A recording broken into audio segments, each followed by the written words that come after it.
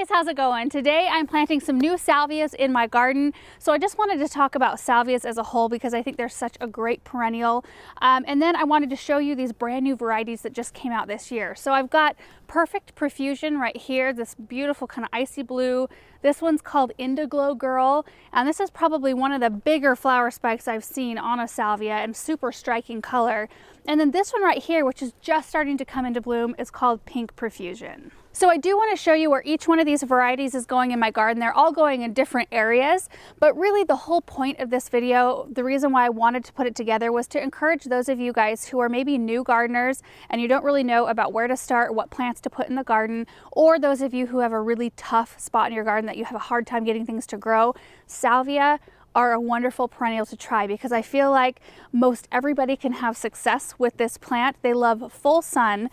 They can take some drought conditions, though they will bloom a little bit better, a little bit more consistently with kind of average moisture. They're also super winter hardy. All three of these varieties are a zone 3 through 8. Now there are a lot of varieties of salvia out there. I think there's like some over 900 varieties out there, and they range from an annual type to perennial types like these here, even some ground cover salvias and some that are kind of like a semi-woody shrub. And these are all types that you can cut back to the ground every year and they come back fresh. They also will all rebloom really consistently throughout the year. So they're a perennial that you can put in and they'll keep on blooming for you. What you want to do after they put on this, first beautiful flush of bloom, which starts in late spring, you can go in and kind of cut them back maybe about half, or you can take individual stems down if you want, and then they'll flush back and bloom again. So they'll bloom through the majority of summer. They're also one of the best pollinator attracting plants you can put in your garden. They attract hummingbirds, butterflies, honeybees, and they're also resistant to deer and rabbits. And they aren't really bothered by any insects or disease that I'm aware of. I've never had them attacked by anything in my garden. So they really are kind of a wonder plant. So each of these have a slightly different growth habit and obviously different color of blooms. So what I want to do now is go to the areas in my garden where I'm going to put these, and we'll talk a little bit more about each individual variety. So first one is the Indiglo Girl, and I think this is going to be the perfect spot for them. You might be able to see kind of a haze of pink in the background. We just got through planting a bunch of surefire rose begonias, and those are right directly beneath a tree, so they get filtered light throughout the day. But this little corner right here, we stopped planting begonias about right behind me here because this spot gets pretty much full sun. We did put a shade up over us for this video, but most of the time it's in full sun. So I think it's going to be a really pretty combination of color, and I think both plants will really like where they're at.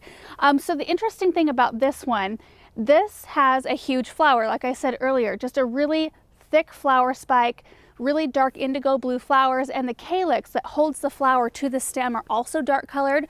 So even when they're out of bloom and the blooms have fizzled, they still kind of look like they're in bloom. So if you don't have time to get out there right away to cut your plant back, it still looks nice out in the landscape. And this one grows about 20 to 22 inches tall and wide, so I thought 3 would fill in this area really nicely. So I'm going to get these planted and we'll see how the area looks.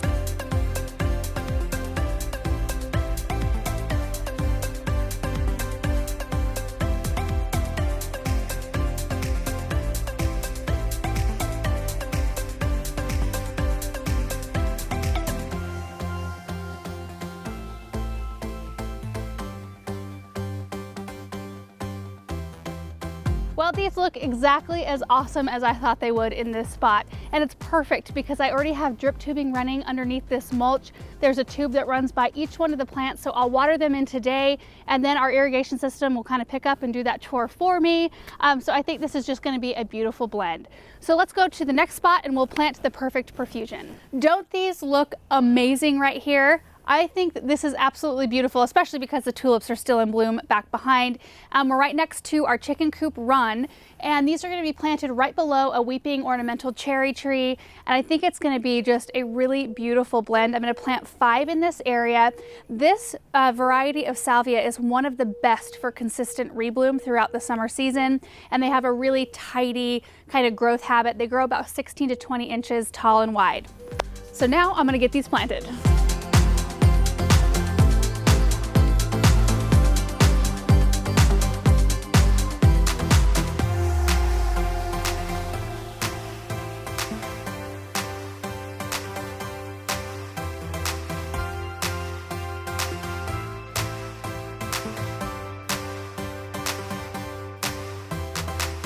I think these turned out absolutely perfect, and I love them even more now that they're in the ground and a little bit shorter, because now there's a little bit of breathing space between the top of the salvia and the bottom of the umbrella here of this weeping cherry, which I will keep pruned up a little bit because I do want to be able to see this really pretty, I think, with any color. These are like a soft blue.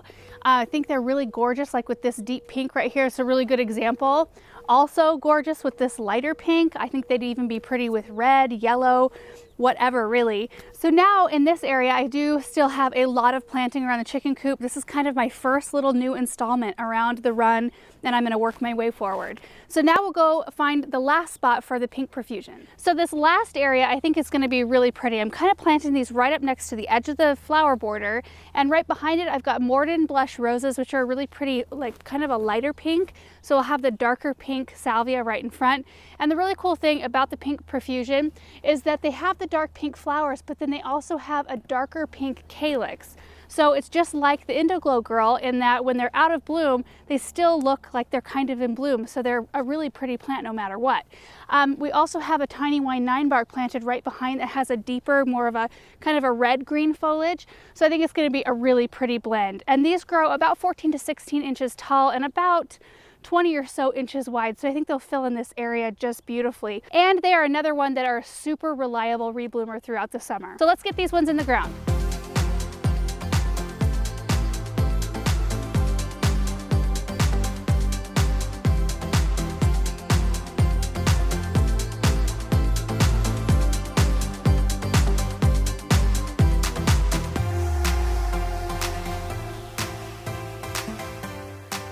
So I think what I really like about this little drift of salvia right here are the plants that are around it. So to the right, I didn't mention that we have some lemon jade sedum we showed you in a previous video, and that one grows and fills in this whole area here. And then we'll have this drift, which I kind of designed it to kind of go back into the bed a little bit so that I could come in with another type of perennial kind of right in front of the salvia here.